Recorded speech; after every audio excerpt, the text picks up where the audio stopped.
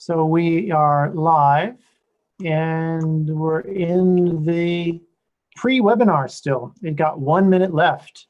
I might as well start. We've got a great show for you guys with us in the oh, that's me, right. That is an echo that I will quickly. We've got a great show for you guys. Stop. With us in the. There we go. The echo has stopped now. And I'll stop sharing as well. So here we are. It is time to start the show. We have a great show with you. Thank you very much for showing up to the pre-webinar, Julia. Julia will settle some of the anxiety, and I've heard someone type out there, lots of anxiety. So we'll settle that, and I look forward to that. Julia, thank you so much for showing up.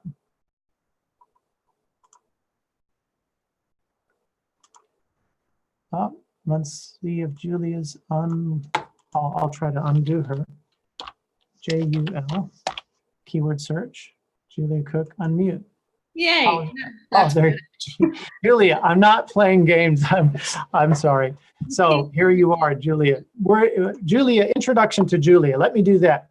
Julia is in the same town as me, Nelson. It's top of the South City. We just talked about that in the pre-webinar. Julia is working for New Zealand Shores, and she's been in this game for 12 years.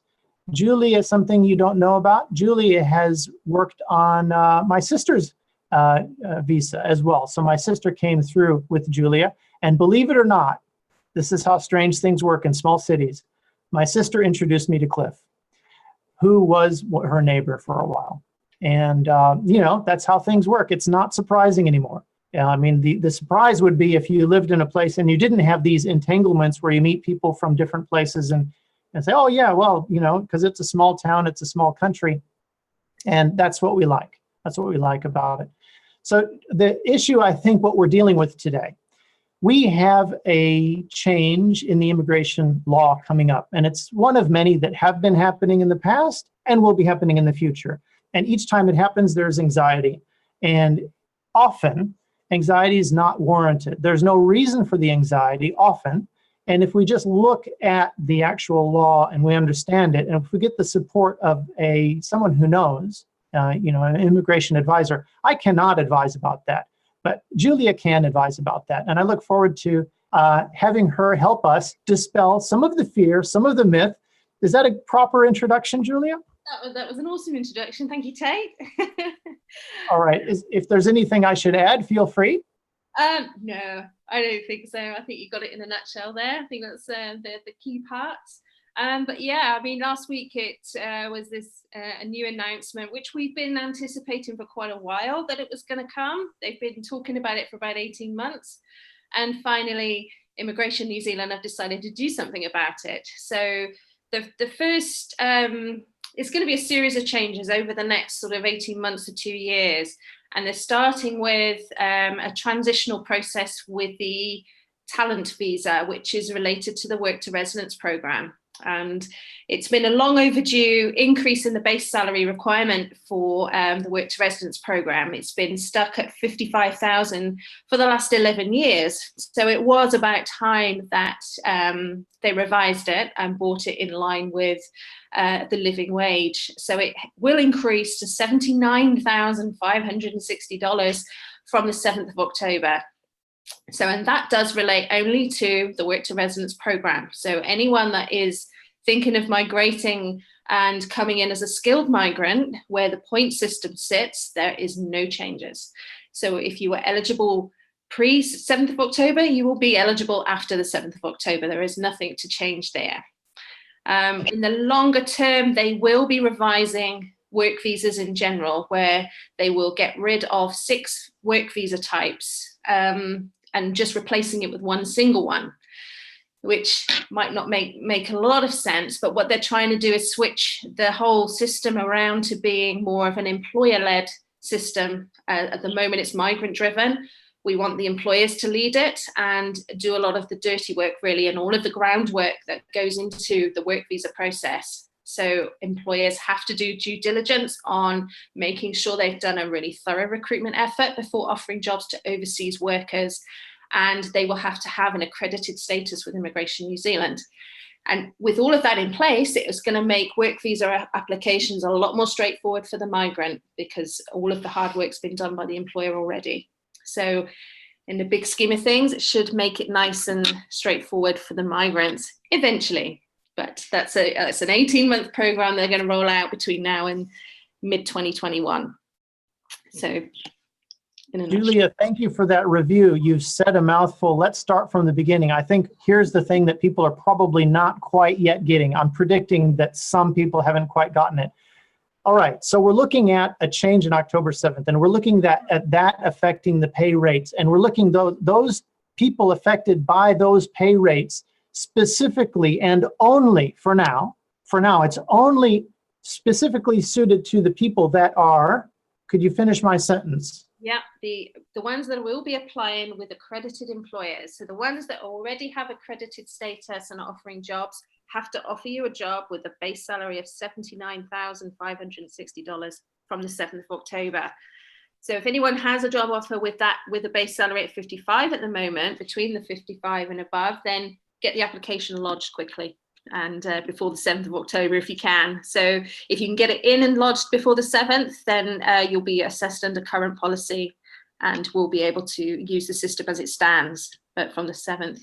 Okay, now I understand how paranoia works, so I'm going to rephrase it from the other side. Finish my sentence. This is going to help people a lot, because when you worry about something, you just look at all the possible chances that it could be a problem. Now look, if you are in the category of a skilled migrant who's coming through by the point system, and you're looking to get the benchmark at the lower level, 55, whatever it is, then can you finish my sentence? What changes on October 7th? Absolutely nothing?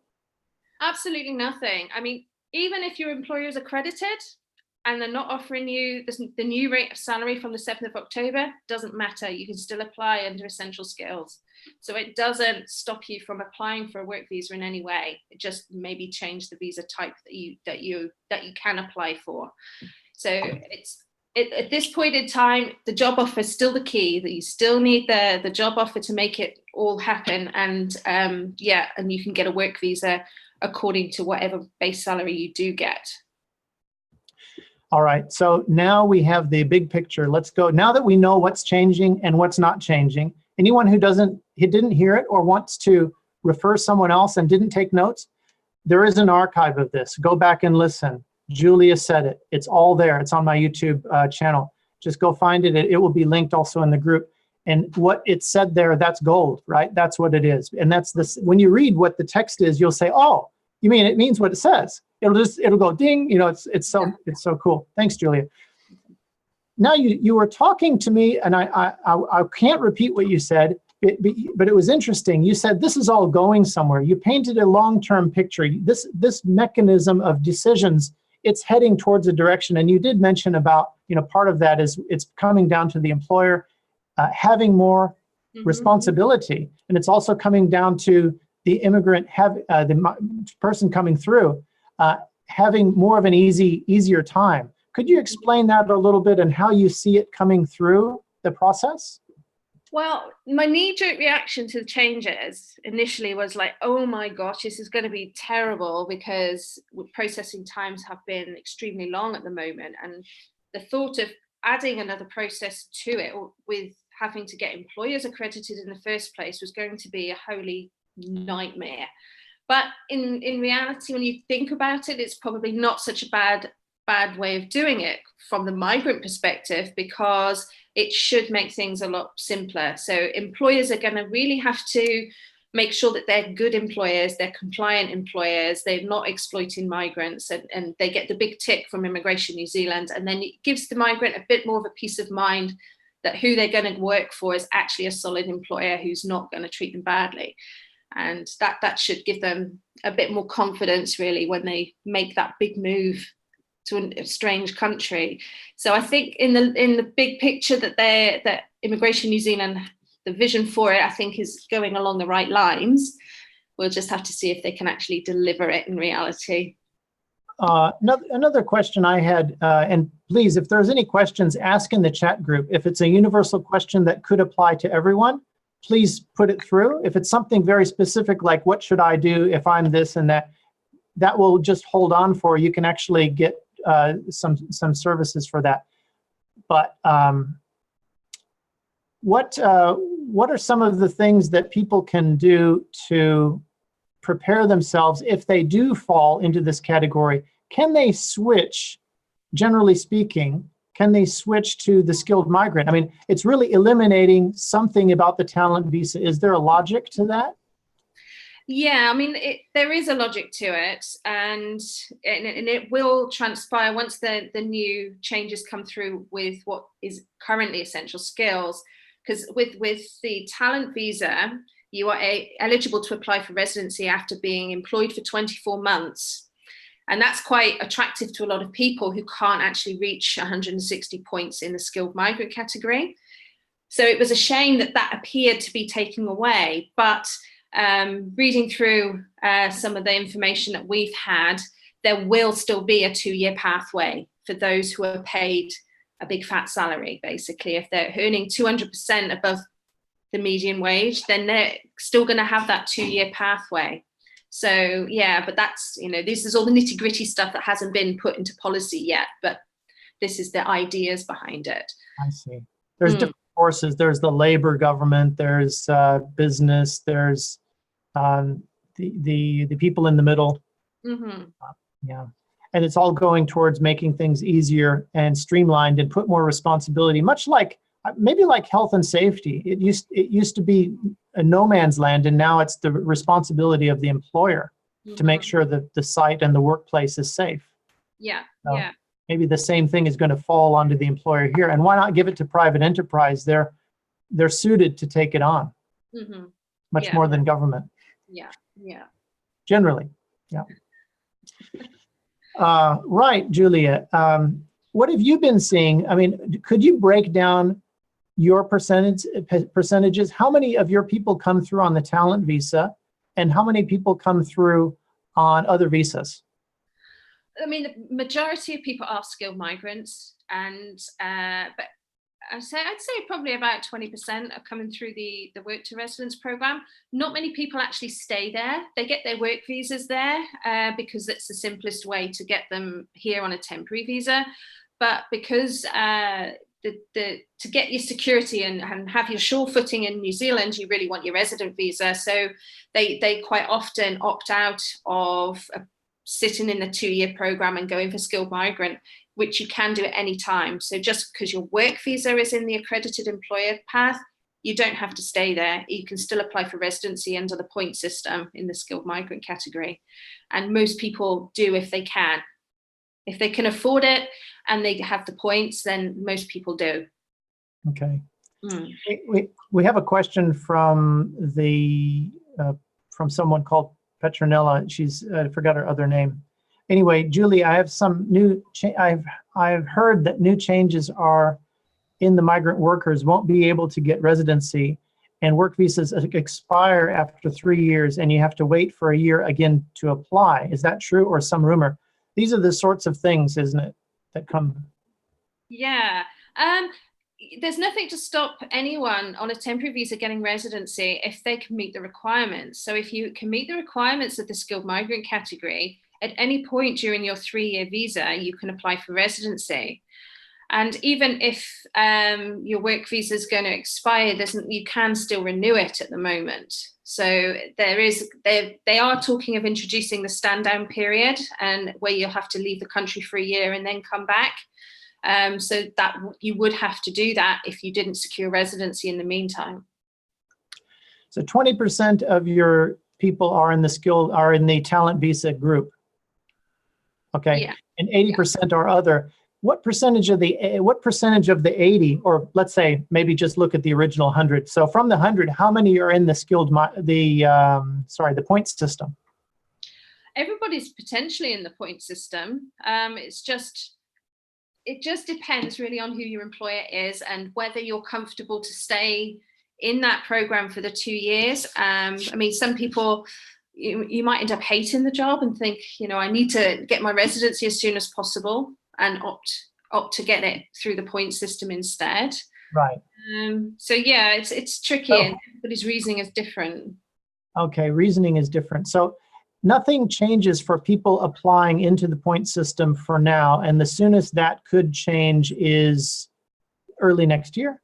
There's nothing changing in the skilled migrant category. The skilled migrant category is a residence program, nothing to do with the temporary program. So the skilled migrant category isn't changing. So I just had that question again, so I'm reading it out. Yeah, so it's only work visas. So it's the vehicle to get you to residency that's changing. You're still able to get residency if you can meet work visas, right? Yeah, okay. All right, thanks very much, Julia. It's been an honor to have you here. And if there's any follow-up, do you want to leave your coordinates? Yeah, I can do. Yeah, I can do that. I can also leave it on the text of the video. Yeah. Yeah, that will be fine. Yeah. Basically, look her up. She's you'll find her Julia Cooke, Cooke, and she's working with New Zealand Shores, and she's a Nelson. So that will triangulate you to Julia. Great. Well, thanks for having me tonight, and it's been a pleasure. But yeah, any questions that anybody wants me to answer for them, then yeah, just get in touch. That's fine. Great, Julia. Thanks so much for coming. I really appreciate it. I'm sure many people are enlightened now. So the mood has lifted. I can feel it. All right. Well, enjoy your evening, everybody. Okay. Take care. Bye. Yeah, and so we come to the next part of our session here.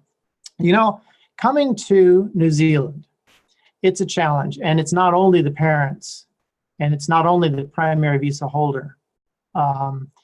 The responsibility rests on the primary visa holder for the start. Things get busy, don't they? I mean, it's hard to remember. Each person of the family has different experiences of this process. But then after you do it, after you're here for a while, you realize, oh, wow, my children are having a challenge in this area or that was new, or I didn't prepare them for this. Well, you can't do everything, right? But if you know what's going to happen with your child. For example, last session that we had here with Sasha showed us what happens when you're coming into primary and how to go through high school, and then what happens after that from her perspective, going to girls' school and coming into New Zealand, not having English as a first language. And a lot of interesting things there, great feedback from the group. Now we have Dan. So Dan is coming in as well. He's came into New Zealand at 15.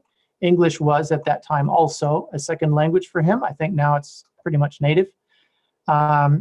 He is 27 years old. He's going to Otago University at the moment, studying a double degree in commerce and psychology, business commerce and psychology.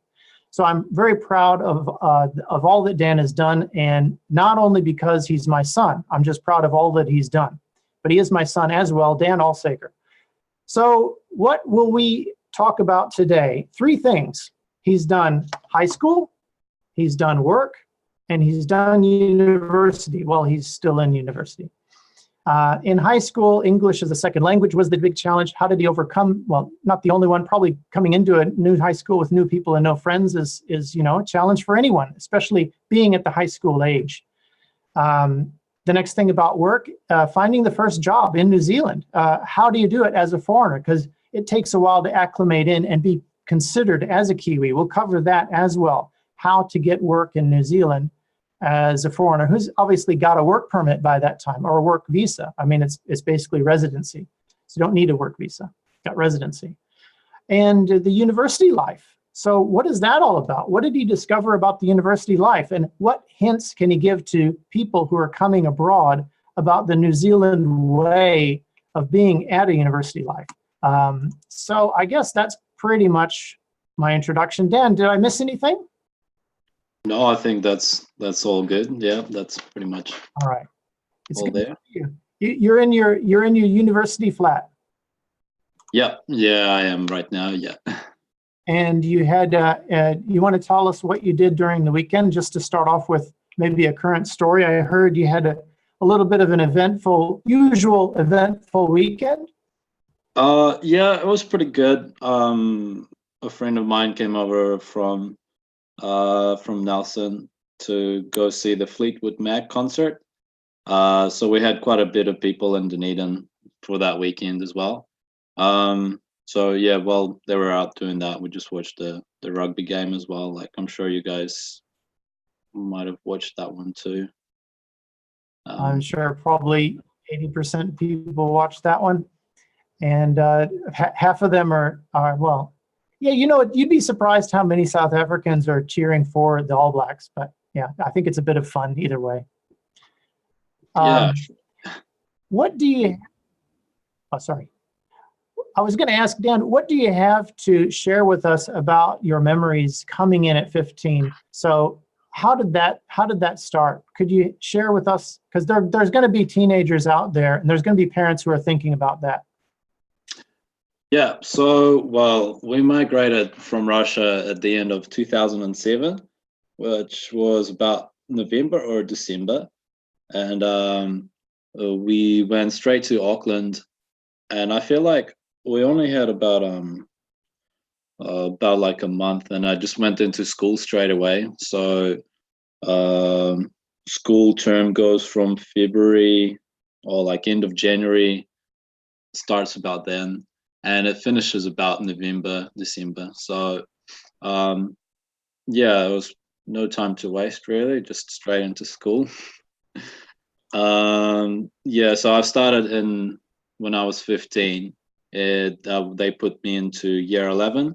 So there are 13 years in total of high school. Yeah, so I'd like to say when coming over to New Zealand, basically one of the challenges was saying goodbye to all of the friends from Russia. That was that was pretty hard, but yeah, but I've stayed in touch with most of them for like probably about a year, and then just finding new friends that kind of got a bit too overwhelming to keep up with, just staying in touch with everybody really. So your friend base was okay after a year, and then it became harder to keep up. Is that how you said it?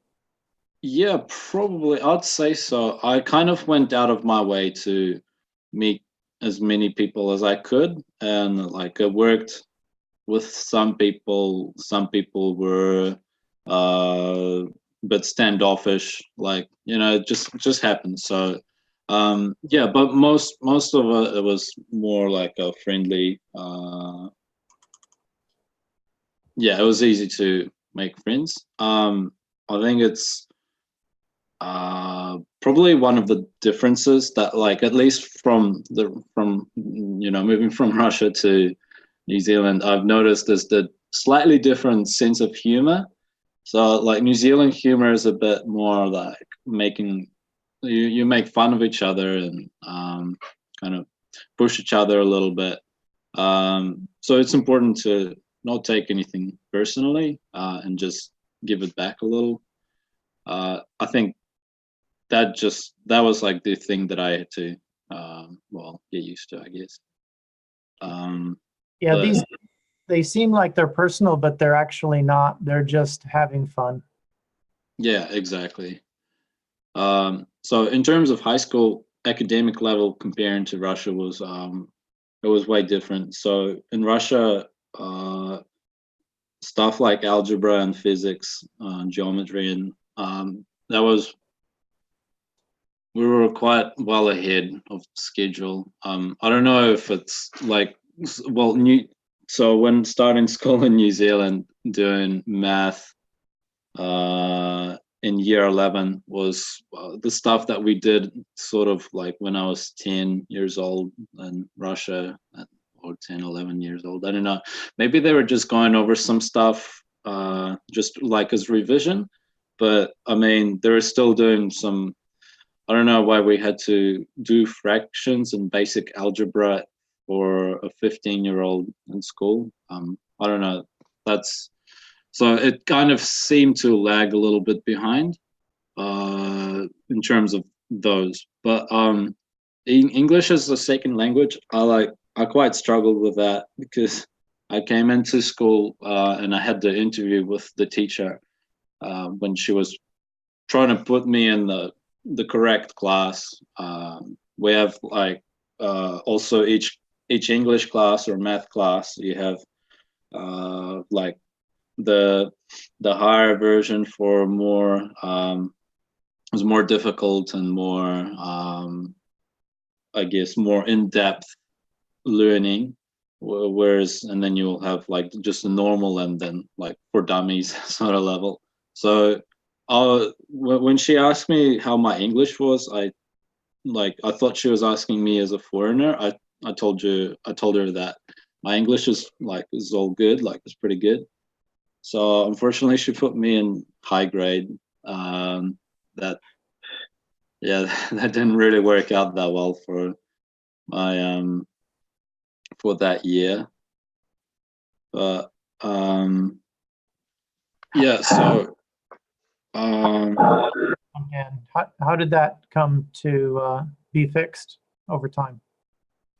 yeah, so in year 13, we moved to a different. We moved to Nelson after living in Auckland for 1 year, and in year 13, I still didn't had enough university entrance credits to for my English class. So in year 13, I did the English for Dummies class, pretty much. But it's kind of weird to see that most of them were Kiwis in that class. So it was probably like me and just another person who were like obviously international.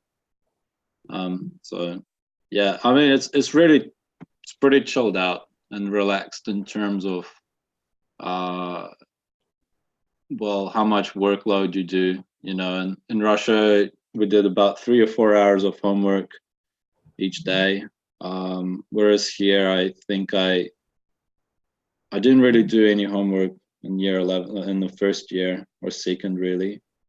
Only study for exams, really, like a few days before that. I think, yeah, year 13 was probably the biggest one where I had to write an essay. So yeah, the workload is a lot less comparing to what I was used to. So I think it's kind of good because I still feel like I had a good base, good learning base to take with me when I go into uni. Because in the first year of uni, you kind of brush over all the subjects, just the basics on the subject as well. So yeah, and then you go more focused, more in depth later. Right. Some of the other differences. How about the cultural, or what about New Zealand culture? Can you say as a student coming in, what did you notice around you as far as friends and? New Zealand culture, I'd say they really like their sports. So I'd say the big three: rugby, netball, and cricket. Maybe a bit of field hockey. Yeah, so a lot of New Zealanders are very big on sports. And the Maori culture, the Maori people like have their own Maori culture, and it's some of it is incorporated into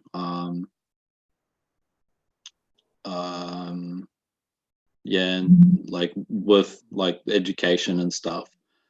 And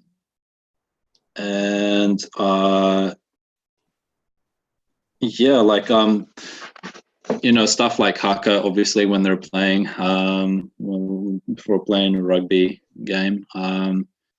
Yeah, and yeah, like a lot of Maori people, they're quite proud of their you know, they're quite proud of to be Maori, and but I don't really seem to. I've never really saw much of sense of exclusion from them. Like they're all pretty welcoming of other people. So yeah, I had quite a few Maori friends in school.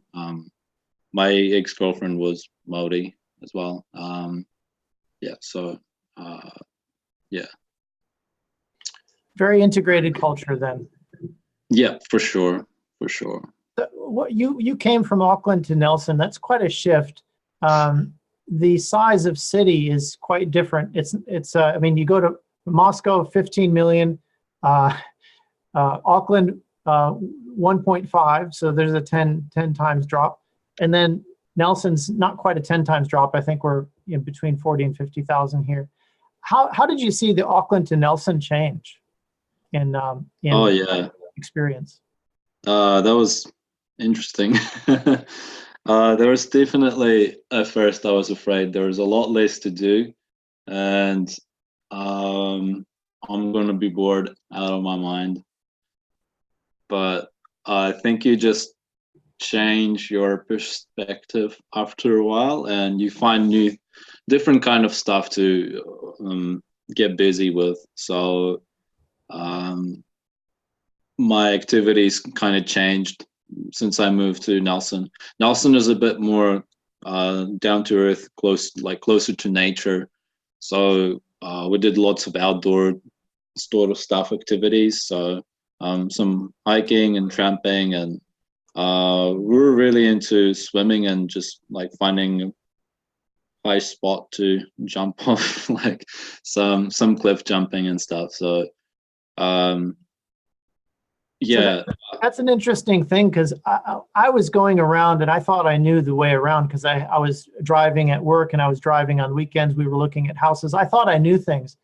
But driving with you, there's all sorts of swimming holes and bridge play and rocks to jump off. And could you go into that a little bit? Because that's a whole subculture that children, well, at certain age, really like it.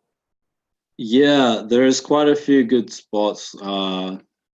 People just locally known spots where people go, and there's good for swimming or diving and stuff. So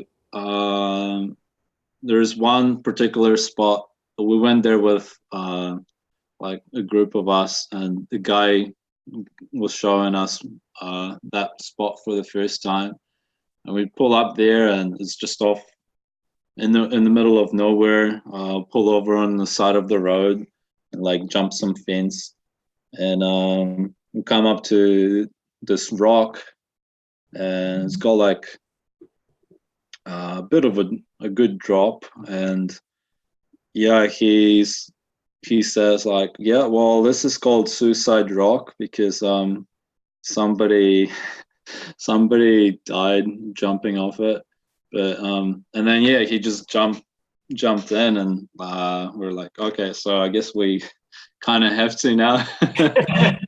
But yeah, so, and while we were there, we were just swimming around, and we saw some other people pull up, and they were definitely into their jumping because they were doing flips and stuff off that rock. And yeah, so definitely a lot more outdoor activities. So Suicide Rock, how big, how tall, do you have an estimate, meters? It was at least 10, maybe higher. Okay. Yeah. Don't want to belly flop. No, yeah, no. I think that would hurt a little bit. Yeah. All right. Other outdoor things comparing big to small city. Comparing the small to the other places. Yeah. We actually, where we stayed in Mapua, there's a little. It's outside of Nelson, but it's like a little village. Really, there's just a few thousand people, maybe 1,000 people, even less. But and they had a wharf, so during the summer we just always hang out around the wharf, and it was on this channel, so whenever the tide was going out, the current was really fast, so we would just jump in and let the current take us out into the ocean and then swim out to the beach. and just repeat that all over again. Yeah, so it's quite cool. So I had a neighbor at that time come up to me and say, "Have you heard about Dan saving the life? He's real popular." I was like, "No, I didn't hear about that." "Well, I'm the last one to hear about everything." So she explains to me this story, and I think the story kept getting bigger and bigger. Could you settle this story? I mean, what happened? How did you end up getting the reputation of saving someone's life in Mapua? I don't know if it's like that dramatic, but it kind of when the tide was super low, I was the wharf was it was a pretty good decent drop. So there were some kids that set up a ramp and they were riding bikes off it and doing tricks and stuff. And yeah, one of them went off a scooter and I think he hit the jump wrong, but basically he went one way and the scooter went the other way, and he didn't land in the water like really good. I think he kind of belly flop, but just kind of, I don't know, on the side. So he kind of just floated up and without moving, and I like jumped in and I swam over to him, and he was like a bit dazed and not really sure what was going on, but I just kind of pulled him up to the ladder, and he was all good after that. But Yeah, well, you never know what would have happened, but it's good that you jumped in, Dan. Well done. How did things change from that time? Because you didn't have a car then. You did end up with a car later on. How did that change your life? I guess it was very good to have it to get around to places easier. Just more stuff to do than being chained to one place, really. So yeah, in Nelson you kind of need a car. There's not really that much of a public transport. Like public transport in big cities such as Auckland and Wellington and Dunedin here, it's quite good, but yeah, in Nelson it's kind of, it's there, but it's kind of non-existent. So you need a car in smaller towns, and because it's quite spread out. So if you want to go to the beach and then to the supermarket and then somewhere else, like literally it takes about like 10-15 minute drive by car, which is, yeah, it's quite far. So having a car changed a lot of, just made life easier, really. Then after the car, you had expanding your network and once again leveling up in life as young people do. Were you treated like a local at this time, or when did you first? Are you treated like a local now? I would say not 100%. That's a good question, because I don't really know exactly. Like I still have an accent. If I'm talking to a New Zealander, and after a while they kind of pick out that I have a bit of a New Zealand accent, but it's also a little bit from somewhere else. And yeah, it's funny enough, like they also what like when I ask them well, like where do you think I'm from, like most of the time, like no one ever gets Russia straight away, just never.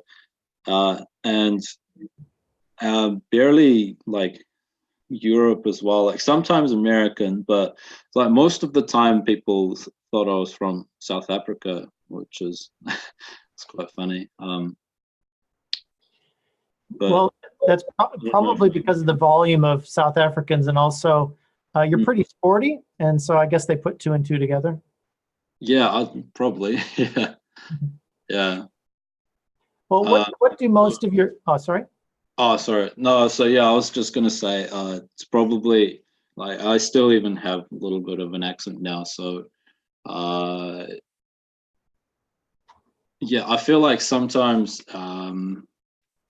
I don't get treated as 100% as a local, but uh, there's it's not really a bad thing either. Um, yeah, they're still friendly and welcoming. Yeah. Are there benefits to having an accent in certain situations? Yeah, sure. I mean, you can put it on a bit more, and if you want to seem a bit more interesting, I don't know, just stand out a little bit.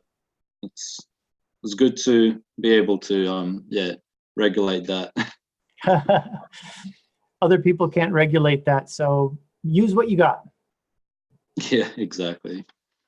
So straight after high school, what did most of your friends do? Do you have some different categories? Because you had I don't know how many friends. We'd walk through town, and it's like you're waving more at other people than talking to us.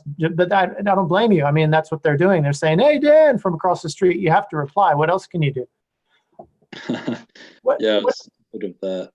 what did your friends do after? And you worked hard on friendship. You had a lot, and your network grew because you were doing a lot.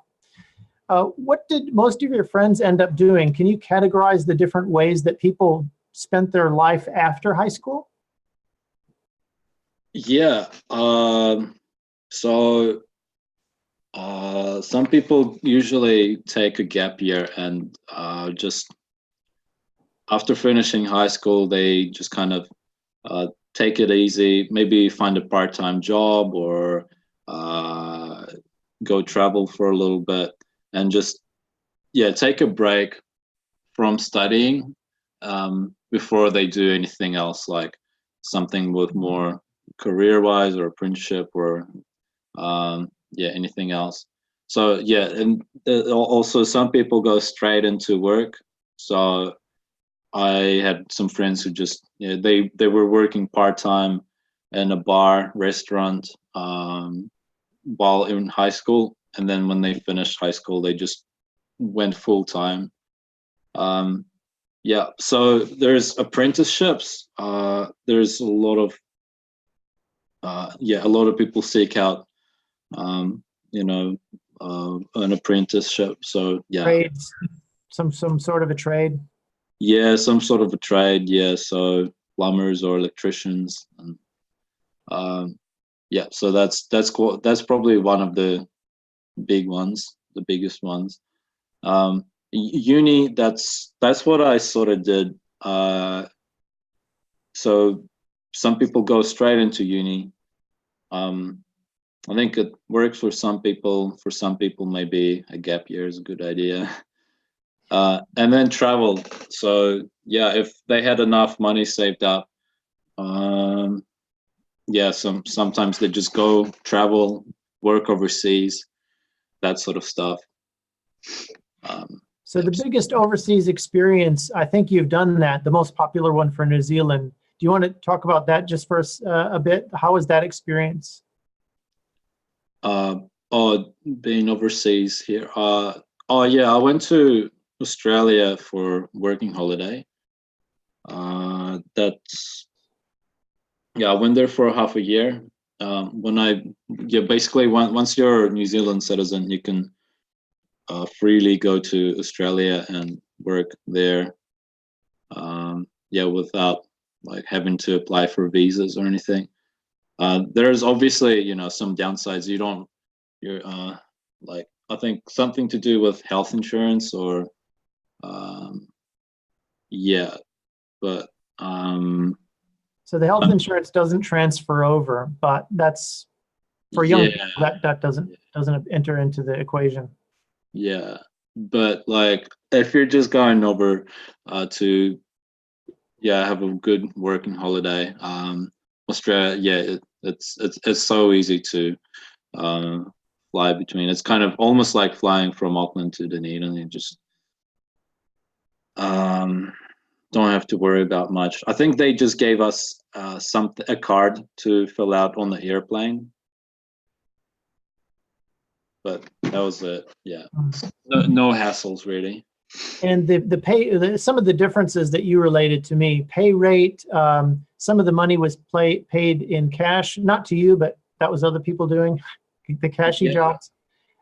What else? Yeah, there was. They were snapping up Kiwis left and right, you said? Yeah, yeah. For them, the Kiwis that were moving there, they saw them as hardworking people, and yeah, they liked employing New Zealanders there. And the pay rate was quite better.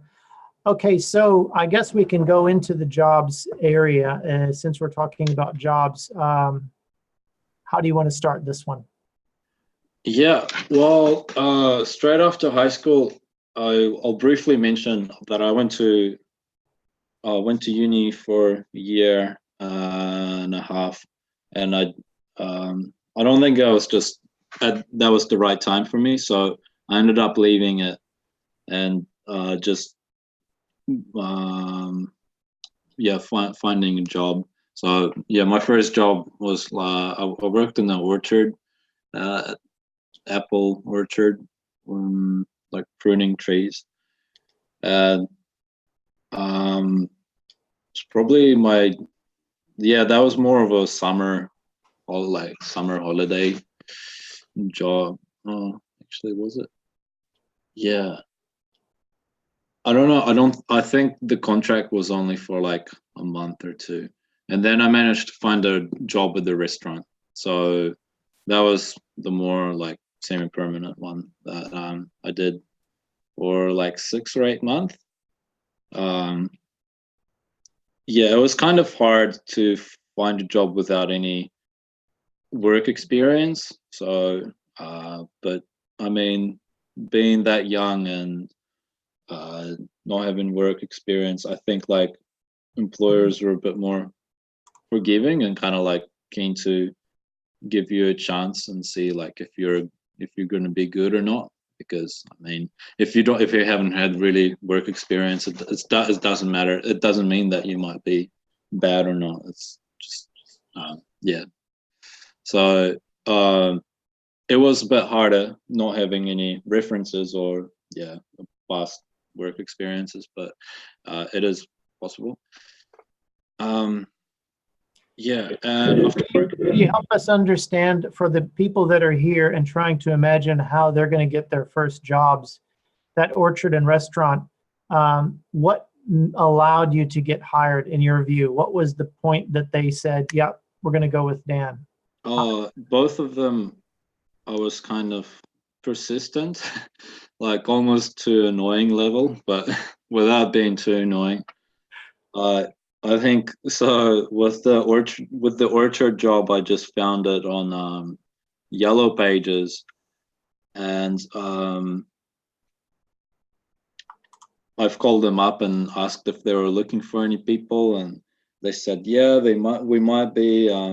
We do all the applications in the office, and then I drove into the office and like dropped in my CV and filled out an application form, and then like a week later, a few days later, rang them up again, and just like, hey guys, so what's going on? Do you still remember me? But yeah, and then they got back in touch with me and offered me a job. Same thing for a restaurant too. I just went around the city with a little folder of my CVs and just kept handing them out to any place that I could find. And and then after handing them out, I went back a couple of days later just to see if what's going on. And then one of the restaurants, they told me that, oh yeah, we're actually would like you to try out for one of our shifts, and that managed to get that. So, and try out for one of our shifts meant be keen and do the job, and that's it. You got it from there on. Yeah. After that, I worked at a temping agency. It's a recruitment agency. There was a lady that went into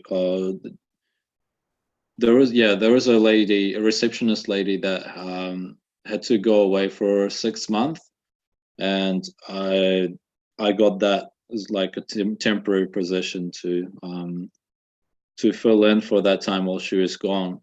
And that was probably one of the most interesting jobs that I had. Just there was a lot of people, lots of backpackers coming through looking for work, and you get to chat to them, see what they're up to, and what are their plans, and also get a little bit more motivated to go travel myself at some stage. And it was a bit rewarding too, because I didn't do any recruiting, but if I knew that a recruiter was looking for a specific qualification, and I'll be having a chat with this new person that came in, and then they mentioned something about them, having them being an electrician, or, for example, just kind of helping them out with You had pretty good reputation at the temping agency where you worked, and they put you on a bunch of jobs, Dan. Could you go through a list of jobs that you worked in, just to give a flavor of the kind of things that can happen if you get in well with a temp agency after living here for a while? Yeah, so after that 6-month contract finished, when that lady came back, I just stayed on with them, just doing those temporary jobs. And it was, some of them were good jobs, some of them were pretty bad. I did like a variety of them. Just stuff like I did landscaping. I worked in a factory, managing consumables for the production line. I was a laborer for an engineering place. That was probably the worst job, because none of us knew what was going on, and it just kind of felt like we're wasting time. And just not a really good. That was probably not the very best one, but then there were really cool ones. Like I was a bus driver for elderly people, driving them around, for picking them up from their houses and driving them to like elderly care services during the day. And that was probably most rewarding in terms of that, because when they were getting off and saying thank you, and it was just really nice. And I also, apart from that, I did my own thing too. So I was just listing some of the jobs that I've done in the past. While studying, I've been working at a cinema, so as a part-time. So that gives me access to free movies and cheap popcorn. It's a bit of a win-win. Yeah, very nice. All right. I remember this work you had on the night shift, the consumables. So the consumables, could you explain what that is? I mean, you were basically, everything that could expire, you were handing off. How do you explain consumables? Things you consume, right? Things that get used up. That was basically just boxes and all of the things that are needed on a daily production basis. Yeah. All right. And the lessons learned there. What are the lessons? So how do you find jobs? For people listening, persistence is one. If you don't have experience and references, persistence, right? What are some other pointers you can give to people that they can mentally prepare for before they come? Yeah, I'd say probably I'd say being reliable is probably one of the most important factors. I mean, it's kind of an obvious one, if you want to keep having a job, you just be reliable. But from my experience, some of the, like, I would be put in with other people also other people working through the temping agency. And some days they were there, and some days they just couldn't be bothered going because it's raining outside. And yeah, so they didn't have much luck in finding jobs after being not so reliable. Yeah, so that's probably number one. Also, keen attitude.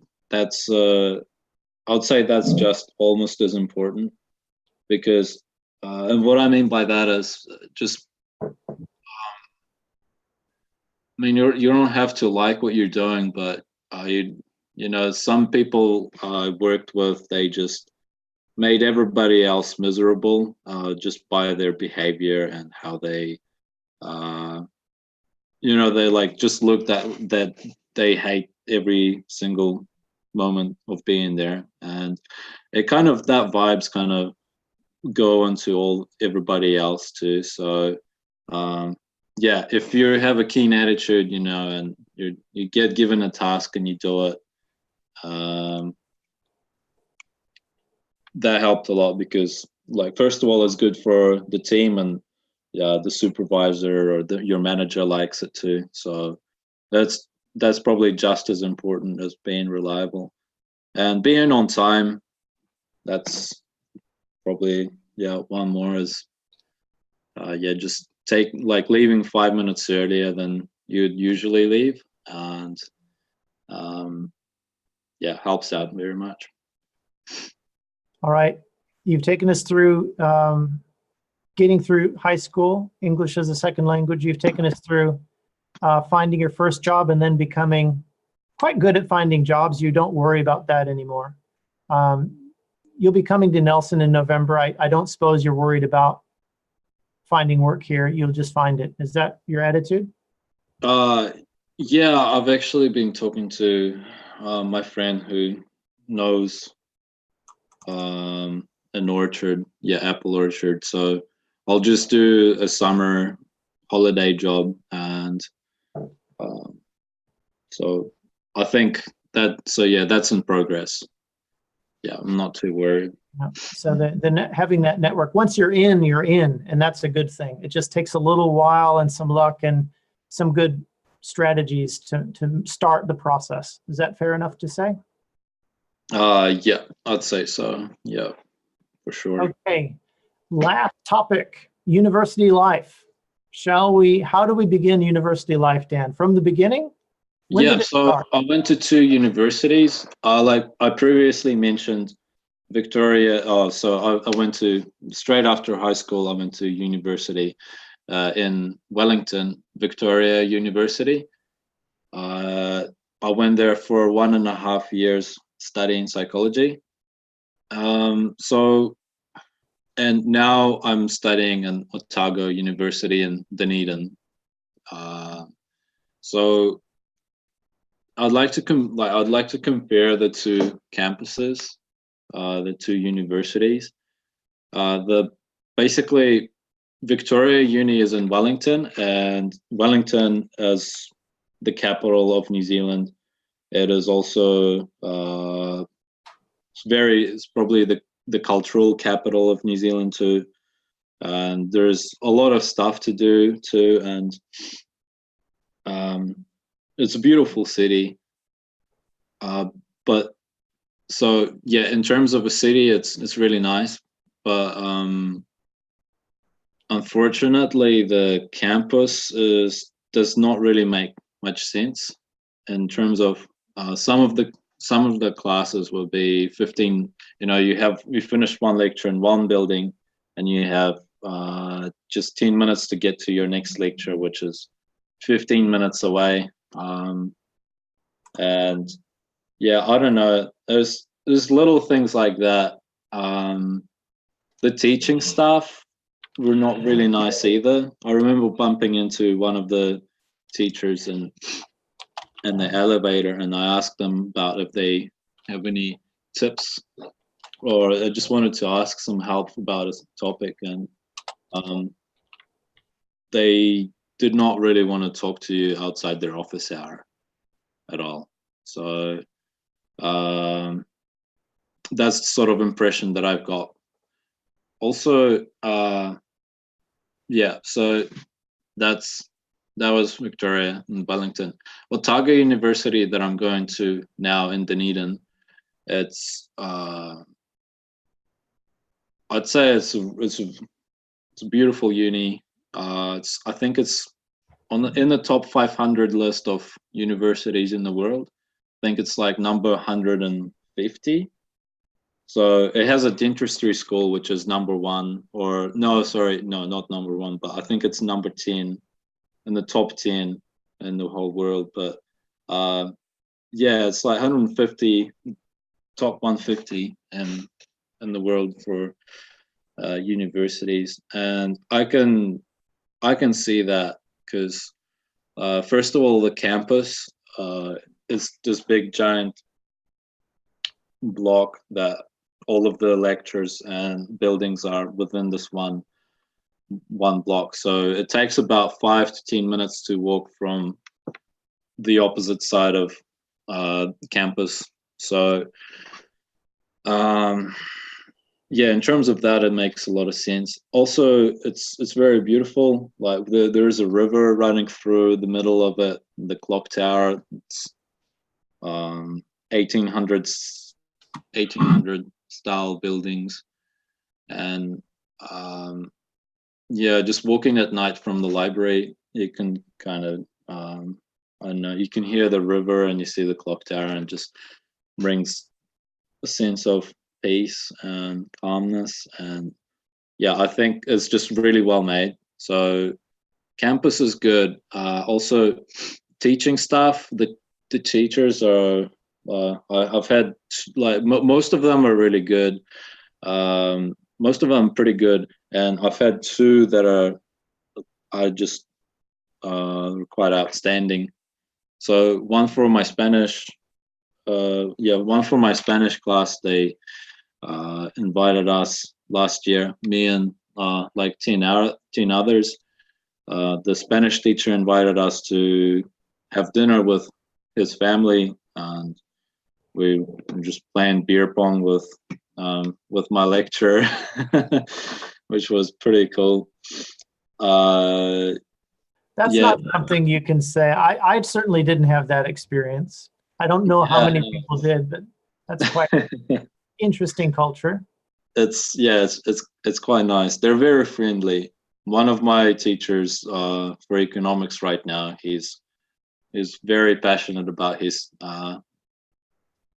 teaching. So if you email him at 2 in the morning and you have a problem with a topic, he'll probably email you back in an hour and be like, okay, this is what you need. Like, this is what the answer to your question. Like, I'm pretty sure he just never sleeps and just loves and breathes economics. Yeah, and also the city itself, it's a student city. So Dunedin population is, I've looked it up before, it's 128,000 people, and there's 20,000 people of students enrolled in the university. So I think it's 16% of Dunedin's populations are student, which is, I guess it creates a bit of a sense of student culture that,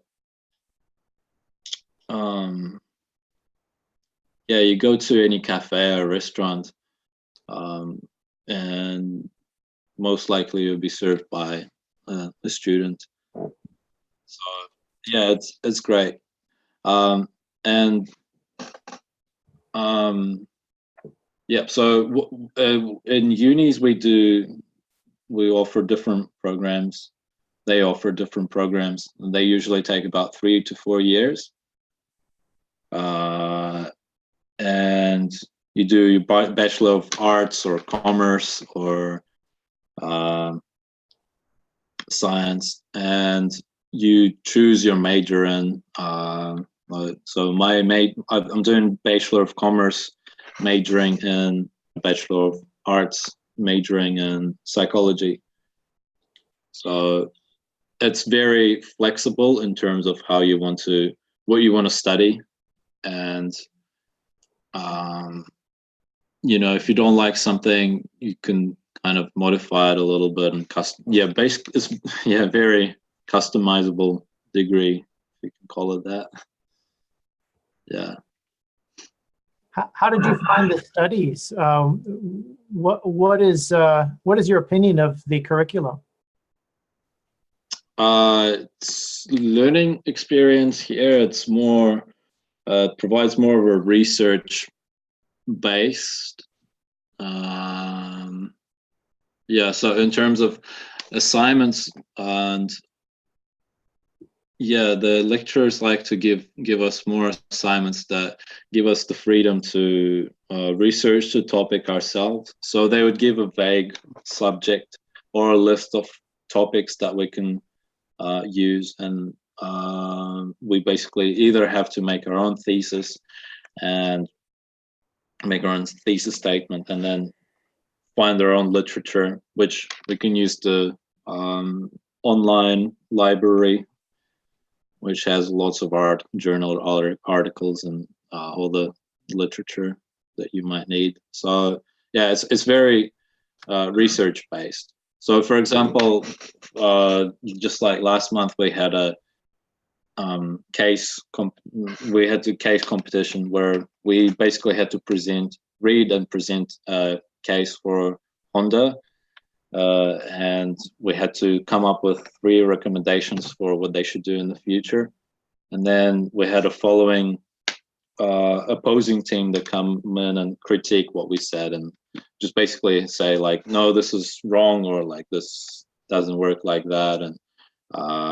And we get it. And after that, we had a chance to do the rebuttal, and then them too as well. So I think that was really cool because it kind of provides us with, I guess, more of confidence with, like, first of all, public speaking, and also being able to challenge ideas.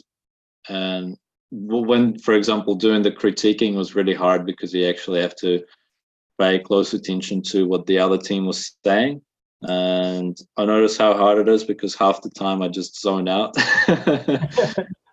So yeah, that's and just coming up with material on the spot, how you have to critique the other team. It's very good for experience, I think. That's good. All right. So the routine of daily life there, what sort of things do you get going? I don't suppose there are any parties, but you're probably studying all the time. Yeah, studying. Well, yeah. Go ahead. Talk freely, Dan. Go ahead.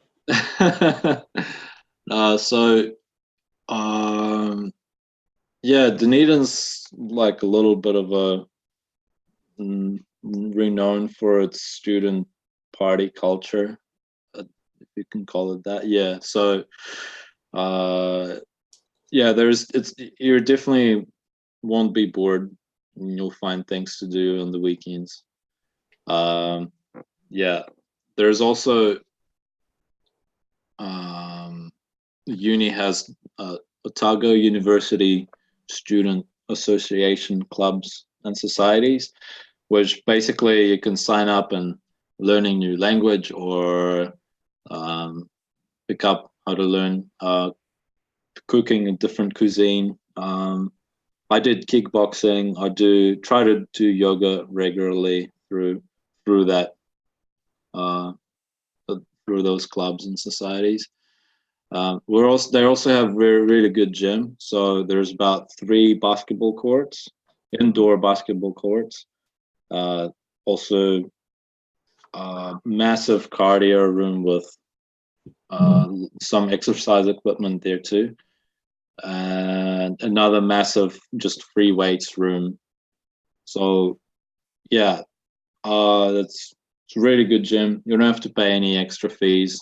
It's included part of your university membership. So in terms of extracurricular activities, there's a lot to do, and then you can find like other stuff like parties. Obviously, there's the 2 notorious streets is Hyde Street and Castle Street, and they massive street parties like not every Saturday, but it's quite often they do that. So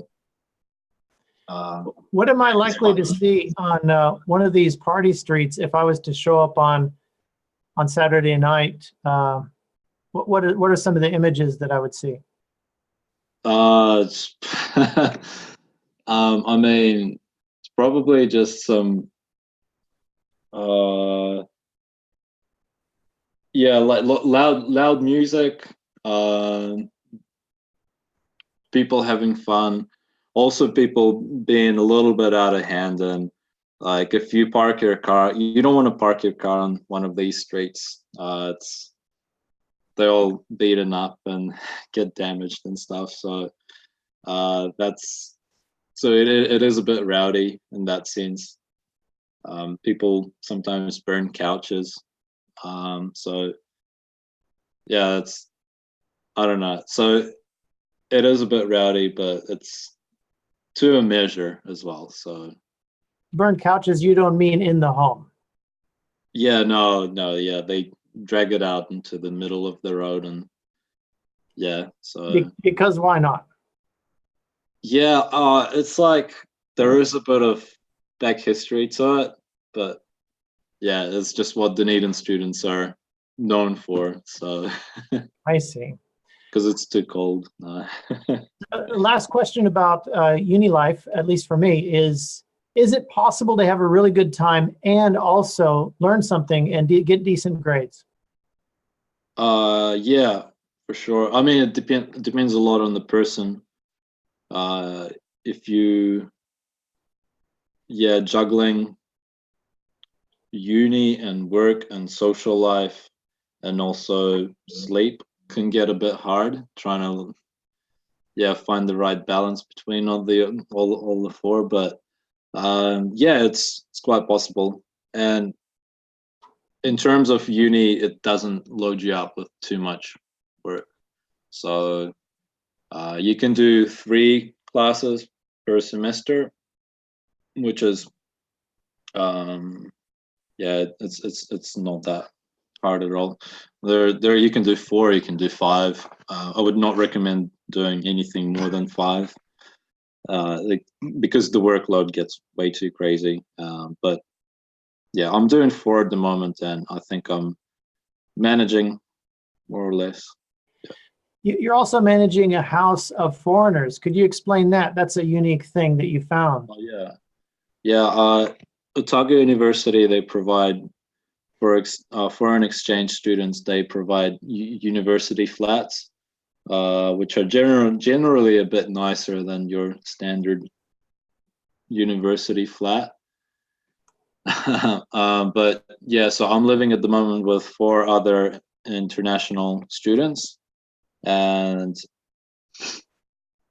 they're here for just 1 semester. And yeah, my job is just to sort of like, if they have any questions, like just be there to help them. But yeah, mainly just be a generally good flatmate, really. Yeah, so thanks for that journey, Dan. You're doing well, and it's a good experience you're having. I guess it's not a bad thing to prolong it a little bit, enjoy it, slap on a couple of degrees, and come out into the world more ready than if you didn't do the gap year, and if you didn't have this experiences that you're having along the way as well. Exactly. And that's your path. Other people do different paths. Some people go with the 5 courses and run right through it as fast as they can. And some people, there's all sorts of different variables, I guess. Yeah. Summary of advice. Let's give everyone a summary of advice. What do you advise for people could you recap? How do you immigrate to New Zealand in high school? How do you find jobs in New Zealand, and how do you navigate the university? I mean, you're obviously promoting Dunedin. You've given good reason why, and that's what you compared it to Wellington. So let's just focus on the Dunedin, I guess, experience. how do you navigate that as a Yeah. foreigner who's come into New Zealand? Well, for high school, probably get into proper English level. That would help a lot. It helps. Yeah, if English is not your first language, so that's probably, well, at least for me, there was some clarification would have been much better. Also, do try hard to make friends with your peers and step out of your comfort zone. I did see some of the foreigners in my high school experience that did not really do that, and they did look a bit lonely. So it all depends on you. It is a bit scary, of course, but I think stepping out of your comfort zone is very important to if you want to improve, also improve your language skills, because you'll only practice makes perfect. So yeah. And I guess sense of humor is like that was just some readjustment that I had to find for myself. So just don't take anything personally really, and give it back to them really. In terms of finding jobs, like being reliable and a good attitude and being on time, those were good. And yeah, going out of your comfort zone and also meeting potential employers in person if you can was it was really good. It's a good step in the door. Having a chat can improve chances of getting a job by quite a lot, because I mean, when I worked in the cinema and people would come in and hand in their CVs and just leave, the manager would just tell us to like put it in the bin really. So but you know, if they talk to the manager and the manager would have remembered their face and their name and put their face to the paper, it just helped out a lot. I would see them again already wearing a uniform, which was that's probably one of those. And for uni, so studying is not free here. I think if you're a resident or you're a citizen, I think one class, one paper costs somewhere between $700 and $800 per paper. So your average year would probably cost you about $5,000, $6,000, something like that. But StudyLink is a government organization that they can give you interest-free student loans and also give you cost of living financial support if you're if you're a permanent resident or a citizen. So financial support is there, and it's quite affordable. You can definitely live off that without having to find a job. It's not very comfortable, but it's definitely doable. So maybe getting a part-time job while you're studying is a good idea. And I guess if you're looking into going into your first year, I would recommend go into the student hall. I did that in Wellington in my first year there, and it was just very easy to meet a lot of people. I didn't do it here in Dunedin because I think I was 24. It just would have been weird going to a hall with a whole bunch of people way younger than me. So if you can go into the first year to a student hall, you'll have no trouble in meeting people. That was a great advice, Dan. And for each one of those sections, high school, jobs, and university, there's some element that ties together all of your suggestions. And that element seems to me stepping out of your comfort zone. And in order to step out of your comfort zone and achieve things and discover things and test yourself and learn things, it's important to have a bit of confidence or encouragement to do that. What sort of encouragement can you offer to foreigners coming in here just worried about this whole process? As a foreigner, is there anything to worry about? Of course, yeah. Like, I mean, it's natural, but I think what you're actually worried about, yeah, you don't have, yeah, I think if you're stepping out of your comfort zone and doing as many proactive things as you can, just keep constantly trying to get fresh ideas and pushing yourself a bit, I think that's, yeah, you'll have no trouble, really. Yeah. Yeah, New Zealanders are very open and friendly, so yeah, even if you like, I mean, of course you meet some people who are not, but in general, it's, yeah, it's just not that scary as it seems. So You're talking to a crowd of people, many of whom don't go out at night, don't go to the park, don't go into public areas, certainly not certain parts of the city and certain parts of the day. So it's quite a big difference than just an average population that you're talking to. Yeah, I am like overgeneralizing it a little bit. Of course, like stuff like Auckland, South Auckland in particular is very, you would not want to go out at night there. And here in Dunedin, there are some areas that, like, there is a bit of gang presence here and there. So all of that stuff does exist, and I don't want to paint everything with you know, everything is beautiful here and there's nothing's bad's going on. Like, that's definitely not the case. But yeah, comparing to other countries, it's a lot more relaxed. So moving from Russia to here, it was a lot more yeah, generally a more relaxed atmosphere here. Thank you very much for your time, Dan. Yeah, of course. Thanks for having me. I think you illuminated many people.